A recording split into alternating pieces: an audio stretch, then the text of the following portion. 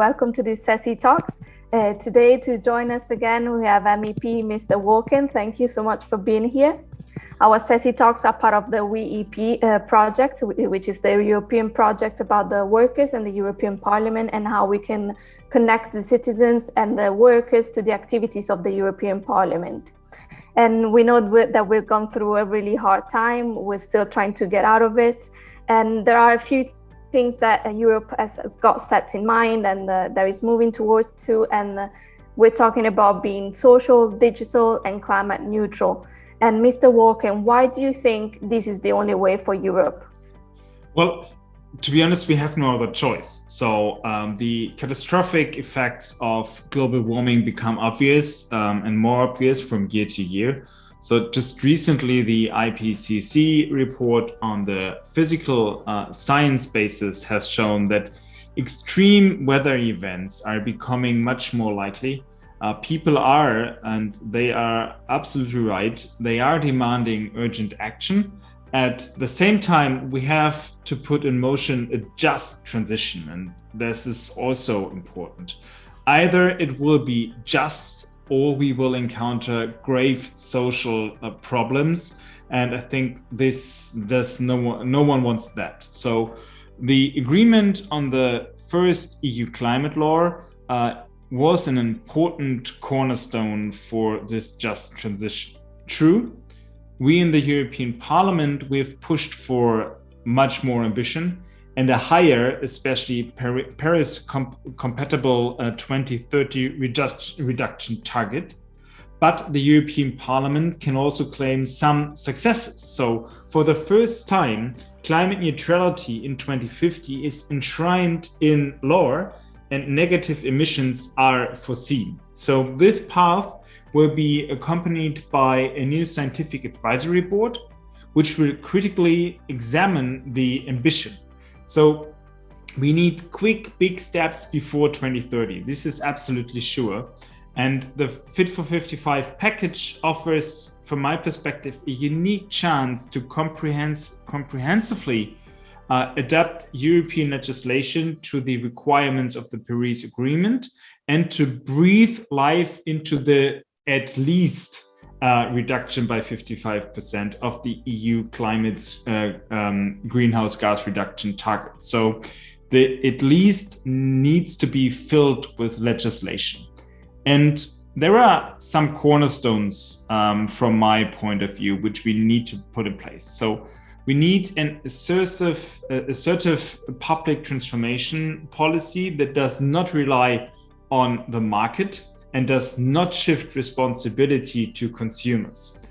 We must promote the transformation of mobility for a future-proof European automotive industry. Yeah. The emissions trading system must be strengthened and the targets in existing ETS sectors must be increased. The path to climate neutrality must be, and I repeat myself, socially just.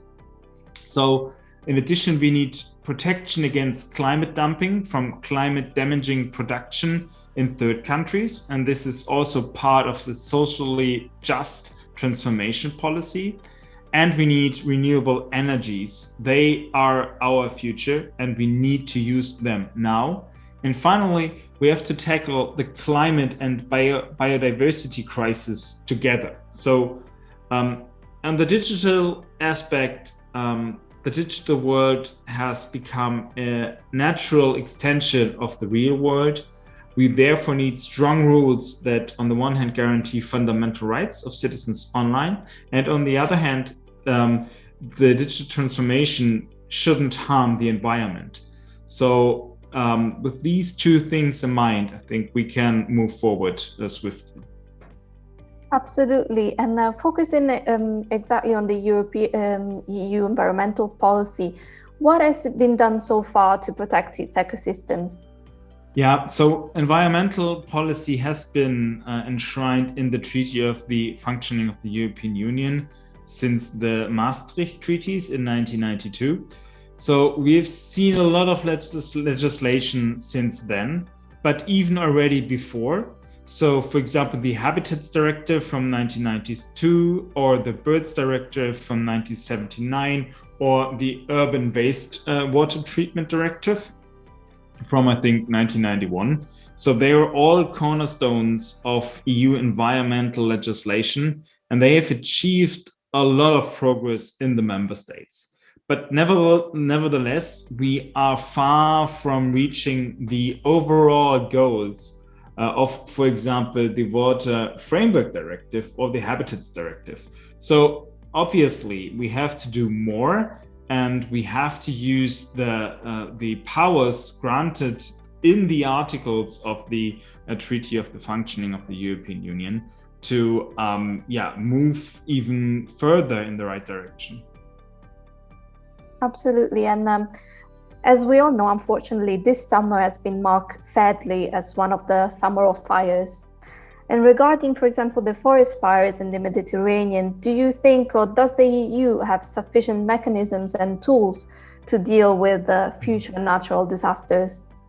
Yeah, indeed, the natural disasters of the recent years have shown that we need to step up our urgent action and especially civil protection capacities.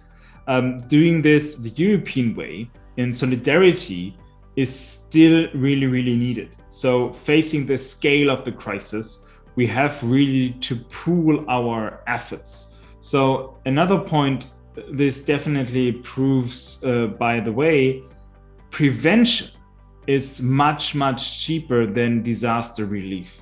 So if you take, for example, the recent floods in Germany, which killed so many people, the government had to set up a relief fund over several dozens of billion euros, more than 30 billion euros.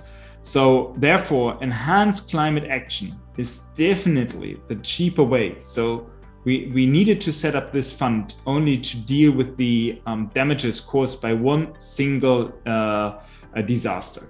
So no matter what some people say, and especially if people try to tell you that climate politics and climate protection measures are expensive, not protecting the climate is way more expensive than that. So we can't forget about this fact. Absolutely, you're absolutely right. And we actually appreciate the efforts of the European Union towards this and in stepping up its role towards climate and climate change.